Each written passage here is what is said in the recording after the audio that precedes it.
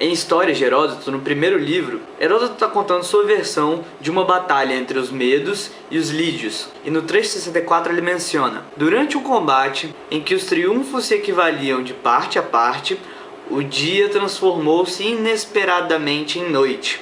Tales de Mileto já havia predito aos jônios esse fenômeno, fixando a data em que se verificaria. Os lídios e os medos, vendo a noite tomar inopinadamente o lugar do dia, cessaram de combater e procuraram o mais depressa possível por um casamento, fazer as pazes. Vemos aqui que esse acontecimento trata-se de um eclipse. Esse vídeo vai falar finalmente sobre a questão da ordem, mas eu já comecei a tratar isso em 2 outros vídeos. E talvez seria interessante, se você não tiver visto ainda, que você assista os 2 antes de ver esse aqui.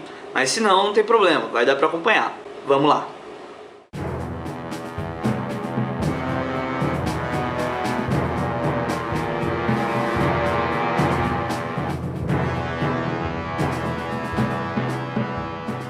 Pois é, Tales foi um grego de Mileto que viajou ao Egito, e lá ele aprendeu alguma coisa sobre astronomia e matemática. Ou seja, Tales de Mileto não conversou com musas, não falou com deuses e nenhuma outra fraude nesse sentido. Ele foi ao Egito, recolheu certas informações sobre fenômenos anteriores, recolheu um número de conhecimentos empíricos, fatos que tinham acontecido, observou um padrão nos fenômenos, supôs que o padrão não ia se alterar e projetou um evento futuro. E é assim que é possível prever fenômenos naturais. Você observa um padrão, supõe que essa ordem não vai ser alterada e aplica hipoteticamente a continuação do padrão e vê qual será o resultado. Assim você prevê um resultado mesmo antes de verificá-lo.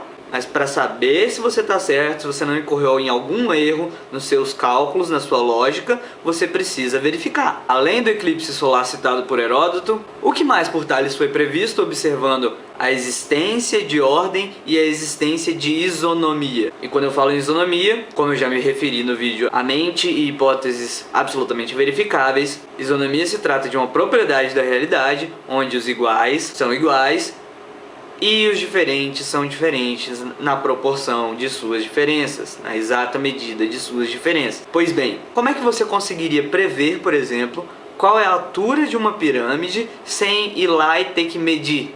Tales mostrou aos gregos que isso seria possível como? Sabemos que o Sol está tão distante da Terra que podemos tratar os raios como se eles estivessem vindo paralelamente. Vou colocar um desenho aqui para facilitar. Se você tem o pico da pirâmide aqui, e o raio de sol vem nessa direção, você consegue construir um triângulo retângulo. Se você colocar um pedaço de pau no chão, levando em conta que os raios são aproximadamente paralelos, a figura formada pelo pedaço de pau, o raio de sol e a sombra é um triângulo com os mesmos ângulos do triângulo formado pelo raio de sol, o pico da pirâmide e a sombra, só que em menores proporções. E o que isso significa? Se os ângulos de um triângulo menor são iguais aos ângulos de um triângulo maior, o tanto que você crescer para cá, você proporcionalmente vai crescer para cá. Ou seja, isonomia.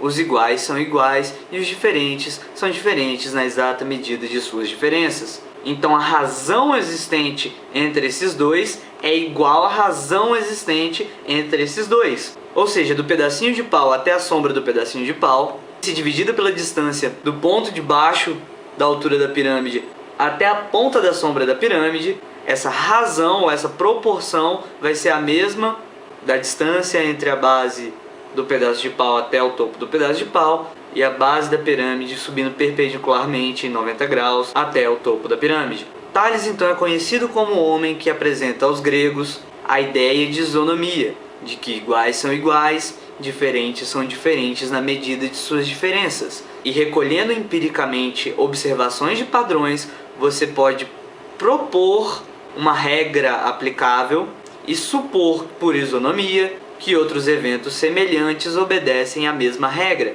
Não à toa, Tales é conhecido como o pai da filosofia grega. Ah, entendi. Foi Tales que inaugurou toda a pesquisa sobre triângulos e semelhança para a humanidade, não foi? É óbvio que não. Só que, para você ter ideia de como funcionam as coisas, pouco ou quase nada do tanto de conhecimento que tinha no Egito chegou até nós. E um dos motivos eu vou evidenciar para você agora. Dentro desse pouco número de objetos que revelam qualquer coisa sobre o conhecimento egípcio, encontramos o dito papiro de Hind. data de mais ou menos 1700 anos antes de Cristo. E está escrito em hieróglifo? Não! Ele está escrito em escrita hierática, que é uma escrita especial para sacerdotes, que mostra, por exemplo, que para descobrir a área de um triângulo isósceles, você deve dividi-lo em dois triângulos retângulos e posicioná-los de maneira a fechar um retângulo, e aí você acha a área do retângulo, descobrindo a área do triângulo isósceles. Muito interessante também são outros dois itens encontrados na Mesopotâmia, esses dessa vez em escrita cuneiforme, que datam mais ou menos ali também de 1700, 1800 a.C., nos revelam que naquela época já havia certo conhecimento sobre aquele famoso teorema de Pitágoras. Estão lembrados dele? Pois é, um dos itens é o Plimpton 322, que encontra-se na Universidade de Columbia, em New York. E nele encontramos números, naquela base que eu citei uma vez, aquela base de 60, tá ligado? Pois bem, no Plimpton 322, nós encontramos vários números agrupados 2 a 2. E eu vou colocar os 3 primeiros aqui, e se você quiser dar uma pausa no vídeo para tentar decifrar qual é a relação entre eles, pode fazê-lo. Esses números agrupados 2 a 2 são respectivamente a base e a hipotenusa de um triângulo retângulo, o que escancara que os mesopotâmicos já sabiam da relação entre os lados de um triângulo retângulo muito antes de qualquer Pitágoras. E como eu disse, há outro item também muito interessante, é o YBC 7289, que hoje está na Universidade de Yale. Deixa eu só resolver uma parada aqui. Pois é, no YBC 7289 há uma figura, um quadradinho, com uma diagonal no quadradinho, e nele está escrito os seguintes números. Se você efetuar a conversão sexagesimal, se você somar todos os números, você vai ver que ele corresponde à raiz de 2. Então essas duas peças mesopotâmicas demonstram que àquela época já se era trabalhado pelos mesopotâmicos as medidas de um triângulo retângulo. Mas então o que faz Pitágoras e sua escola pitagórica tão especiais? Uma efetiva demonstração de um teorema aplicável a todos os casos. O quadrado da hipotenusa é igual à soma do quadrado dos catetos. Bom, e outro grego, Euclides, em sua obra Os Elementos, obra que eu vou deixar uma versão completa em grego e traduzida para inglês na descrição do vídeo, e uma versão incompleta em português, que foi o máximo que eu consegui achar. No livro primeiro, na proposição 47, ele demonstra por que os quadrados dos catetos são iguais ao quadrado da hipotenusa. Isso utilizando basicamente de semelhança de triângulos e uma relação de proporção entre o paralelogramo e o triângulo que estão na mesma base e entre paralelas. Mas isso não é importante. Se for o caso, eu posso falar disso em outro vídeo. O importante é que os gregos demonstravam como eles chegavam às suas conclusões e propunham fórmulas com o objetivo de prever resultados. E essa é a beleza da proposição pitagórica. Mas foi só isso que a escola pitagórica promoveu? Não! A escola pitagórica, cujo fundador diziam que também tinha conhecido o Egito, propôs uma ideia. E se na verdade todas as coisas forem feitas de coisas fundamentais? Na verdade, isso já tinha sido proposto por Tales, que supunha que todas as coisas foram feitas da água. Mas eu vou voltar para Tales daqui a pouco. Eu quero me concentrar agora em Pitágoras. A escola pitagórica era conhecida por um símbolo com um significado muito importante. Sabe qual é o significado desse símbolo aqui? Não, é bruxaria, não conta pra mim, eu quero continuar ignorante, não conta. Calma, ignorante induzido. Vou mostrar pra você o que tem de especial nesse símbolo. Tá vendo as partes que eu marquei em colorido? Pois bem, da maior até a menor parte, esses pontos crescem proporcionalmente. Até aí nada demais, né? Só que se você escolher uma dessas linhas e chamar de X, a soma das linhas imediatamente anteriores ou imediatamente menores corresponde a esse X. E o que isso significa? Que a linha A mais a linha B geram a C. E que a linha B mais a linha C geram a linha D. E que a linha C mais a D geram a E, etc. Bom, talvez você ainda não tenha percebido o que isso significa. Calma que eu vou explicar. Voltemos então para Euclides. Euclides, na obra Os Elementos, ele faz definições platônicas. Por exemplo, ele define um ponto como uma coisa adimensional. Mas vamos ver se você não concorda comigo. Se um ponto não tem dimensão nenhuma, ele existe? Mas vamos deixar esse questionamento de lado por um instante e eu vou fazer uma proposta. Vamos supor um quadrado elemental. E o que isso significa? Vamos supor um quadrado que seja indivisível. Um quadradinho, ou seja, com 4 lados iguais e todos com uma unidade, de maneira que essa unidade não pode ser reduzida. Agora, em cima desse nosso fundamental, e com a ajuda do método euclidiano, a gente vai desenvolver algumas ideias aqui. Suponha que o nosso fundamental, a gente vai chamar de quadradinho, possa se mover em direção a outra posição do tamanho do quadradinho, que a gente vai chamar de posição fundamental. Mas ele só pode se mover diretamente para lá, ou seja, pelo caminho mais curto. Então, estabelecendo uma posição fundamental, arrastaremos o nosso quadradinho até lá. Você percebe que arrastando o nosso fundamental até outra posição fundamental, formamos uma linha? Você consegue ver isso? Beleza. Perceba que eu poderia fazer isso em qualquer lugar. Arrastando nosso quadrado fundamental até aqui, faria uma linha. Pra cá faria uma linha, pra cá faria uma linha, pra cá faria uma linha, pra cá faria uma linha, pra cá, pra cá, pra cá, pra cá, pra qualquer lugar. Veja que nosso quadradinho tem qualquer coisa. A gente pode chamar de, sei lá, Power Ranger vermelho, mas ele possui um tamanho que a gente está chamando de tamanho fundamental, tamanho indivisível. Então eu vou chamar de um Power Ranger vermelho, um P. Para determinar o tamanho da linha, basta você dizer quantos quadradinhos tem ali. Já que cada quadradinho tem uma base de um P, basta você somar o número de quadradinhos que cabem nessa linha para você saber o tamanho da linha. Agora vamos fazer mais uma suposição. Suponhamos que nosso fundamental pode caminhar livremente nessa linha. Ou seja, ele pode andar para a esquerda e para a direita até essas pontas aqui. Mas vamos criar fora da linha outro ponto limite para o nosso fundamental caminhar. Assim o nosso fundamental caminha para a esquerda e para a direita nesse limite aqui. E nesse ponto aqui ele pode caminhar para cima até o limite dessa posição fundamental e para baixo até o limite dessas nossas duas posições fundamentais já estabelecidas. Se ele pode caminhar daqui até aqui e daqui até aqui sem poder passar para lá e sem poder passar para cá, sem poder passar para cá e sem poder passar para cá, o que a gente tem? Um plano. E a gente pode desenhar com o nosso fundamental figuras planas. Perceba que esse ponto que eu determinei pode estar em qualquer lugar que vai continuar sendo válida a minha proposição. Se eu deitar para cá, esse plano vai estar aqui. Se eu virar para cá, esse plano vai estar aqui. Se eu virar para cá, esse plano vai estar aqui. Mas ainda assim vai ser um plano. E para saber a área do plano, basta você saber a área da linha, que no nosso caso é um retângulo, e multiplicar pelo número de retângulos que cabem até chegar ao limite dessa nossa posição fundamental. Tá dando para entender tranquilo? Eu espero que sim. Então vamos deitar o nosso plano. Mas agora perceba que nós não poderíamos estar tratando o nosso fundamental como um quadradinho, mas sim como um cubinho. Porque se as medidas dele são fundamentais, não pode haver nada menor do que 1. Não pode haver nada menor do que um Power Ranger vermelho. Então suponhamos que desde o princípio o nosso fundamentalzinho era um cubinho de um P de altura, de um P de largura e de um P de profundidade. Porque se ele não tiver nada de profundidade, quando a gente deitar assim, a gente vai ver que ele não existe. E é o que eu dizia no ponto. Então, para evitar esse inconveniente, vamos dizer que nosso fundamental é um cubinho e não um quadrado. E eu vou explicar isso mais pra frente. Mas deitando o plano, você pode desenhar uma figura tridimensional partindo do nosso cubinho fundamental. E o que eu tentei demonstrar com isso tudo? Que pelo menos geometricamente, basta você ter coisas simples, um fundamental, para construir coisas complexas. E o complexo não passa de um composto de coisas simples. E aí a gente retorna para o pentagrama. Lembra que eu tinha dito que os traços do pentagrama crescem na mesma proporção e ao mesmo tempo um dos traços é a soma dos dois imediatamente anteriores?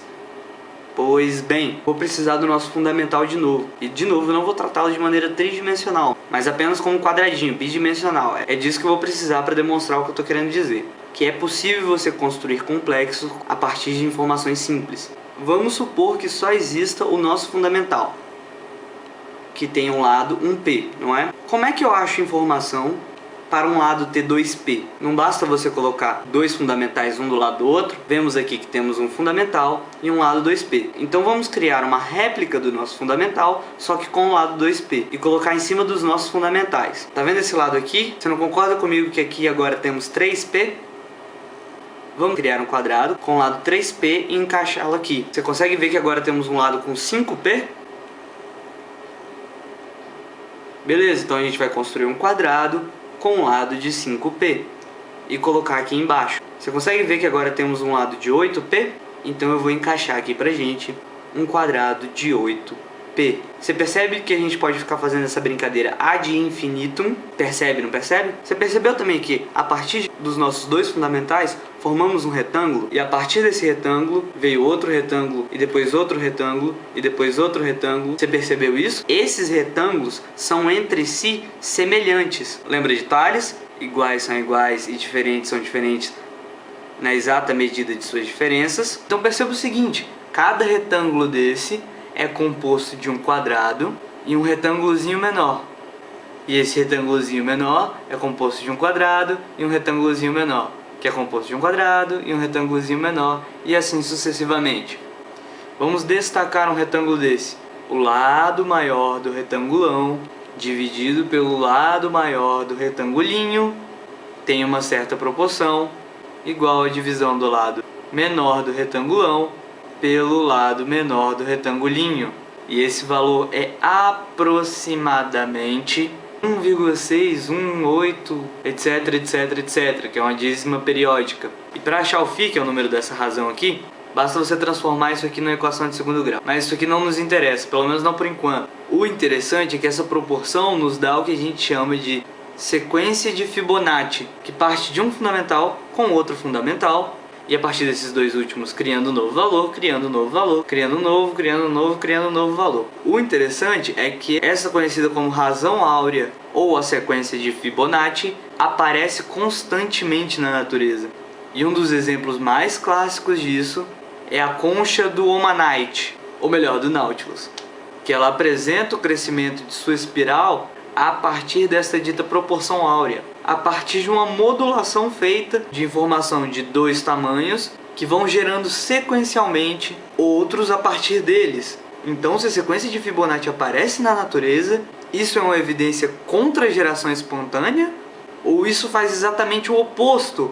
Corrobora a ideia de que é possível do mais simples gerar o mais complexo. Aí vem o pilantra, pega a razão áurea ou a sequência de Fibonacci sem demonstrar o que isso significa, joga que ela aparece em um monte de lugar e fala que isso é uma evidência contra a geração espontânea. A pessoa que faz isso é um escroto mentiroso ou um ignorante desiludido. E o pior, ele está promovendo o problema da caverna de Platão. O problema da caverna de Platão é uma alegoria usada para tratar do problema da ignorância. Eu vou dar uma simplificada para explicar. Imagina um homem preso pela cabeça de maneira que ele não possa virar e pelas pernas de maneira que ele não possa se mover, olhando para o fundo de uma caverna. Atrás dele tem uma fogueira e na frente desse fogo passam pessoas de maneira que projetam-se sombras na caverna, que é a única coisa que o cara vê. Para esse cara, essas sombras não são exatamente a realidade. Essa sombra da realidade é o que os pilantras ou os ignorantes passam acerca da sequência de Fibonacci. Se alguém tenta demonstrar que aquela sombra sobre a sequência de Fibonacci é apenas uma sombra que se distancia e muito da realidade, o cara que está naquela situação de ignorância está tão acostumado que ele é capaz de ficar puto com você porque você está querendo demonstrar a realidade. Coisas da disseminação da ignorância. Então perceba que é plenamente possível você formar complexos a partir de fundamentais. Em todos os aspectos do conhecimento, a gente vê exatamente isso. Construção de complexos a partir de fundamentais. Inclusive, como eu mostrei agora, na própria matemática, na geometria, você consegue fazer isso. E essa proporção geométrica aparece nos seres vivos, demonstrando que a informação ali contida não é um grande conjunto de informações arbitrárias decididas por deuses, e apresenta uma proporção geométrica. Para todos os ângulos que você olha, você percebe que a partir de fundamentais você consegue fazer complexos. Isso corrobora o naturalismo, que por sua vez corrobora ou o deísmo ou o ateísmo, o que afasta por evidências a necessidade de intervencionismo, como se o universo fosse tão imperfeito que precisasse de mecânicos para ficar ajustando as coisas. Não, muito pelo contrário, tudo indica que as coisas acontecem naturalmente a partir de fundamentos. Mas aí vem a grande questão. Na nossa tentativa que a gente fez aqui, a gente partiu do fundamental, supondo a existência de um fundamental indivisível, e começou a construir complexos, correto? Mas e se a gente fizer o percurso contrário? Peguemos um retângulo desses, de proporção áurea, e comecemos a encontrar os retângulos semelhantes que estão contidos neles. E assim, sucessivamente, em vez de criar a partir de um fundamental grandes, a partir de um qualquer, vamos tentar encontrar o menor possível. Vamos tentar chegar ao fundamento. Já percebeu que teremos problemas, né? E sabe por que não podemos explicar um fundamento? Pois no momento que você explica o fundamento, a sua explicação se torna o fundamento. E o que isso significa?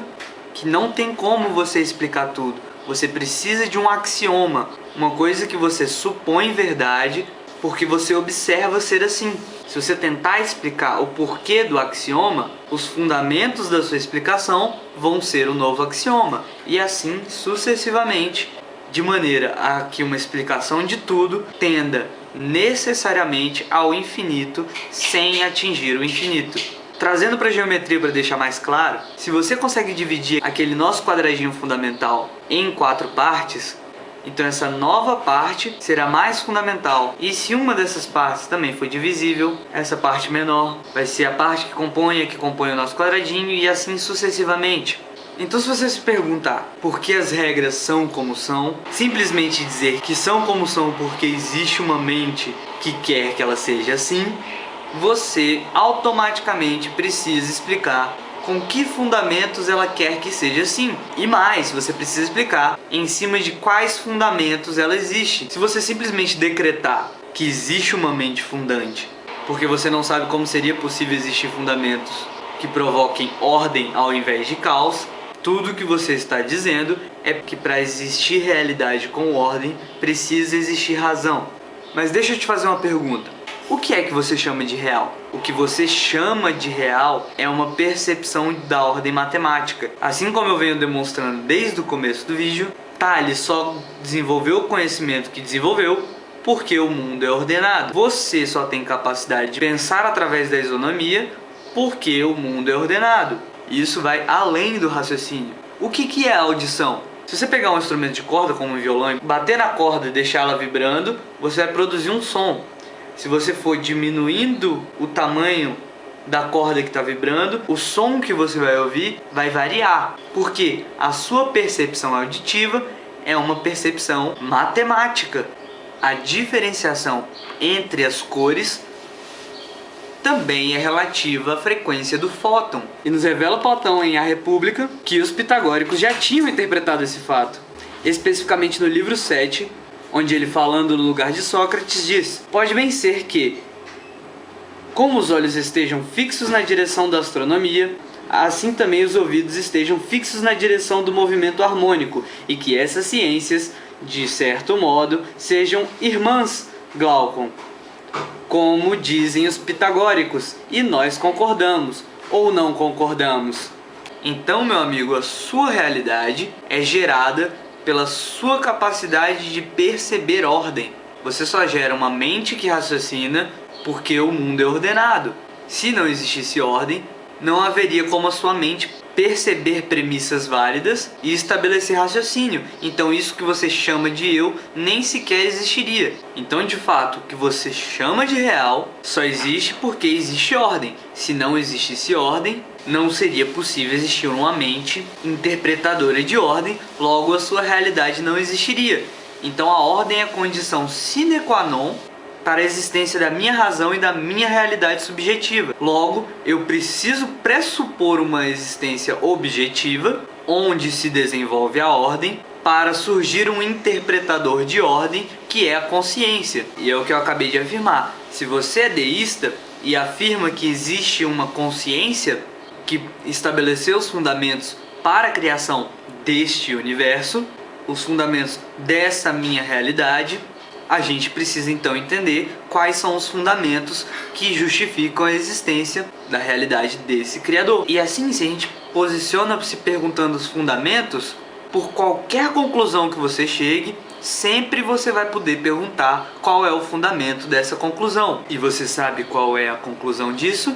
Que ao buscar os fundamentos da realidade, tenderemos ao infinito sem, contudo, jamais chegar à resposta fundamental. Sabe do que chamamos os números que tendem ao infinito? Como φ, o π e a raiz de 2, chamamos de números irracionais. E reza a lenda que Hipaso de Metaponto foi o grego da escola pitagórica que determinou a raiz de 2. Determinou não, né? Que viu que a raiz de 2 geraria uma dízima periódica infinita. Teria começado a contar isso para pessoas de fora do ciclo pitagórico e teria, segundo essa lenda, sido morto por causa disso. Então perceba que, cada vez que nos aprofundamos mais no conhecimento, descobrimos um fundamento.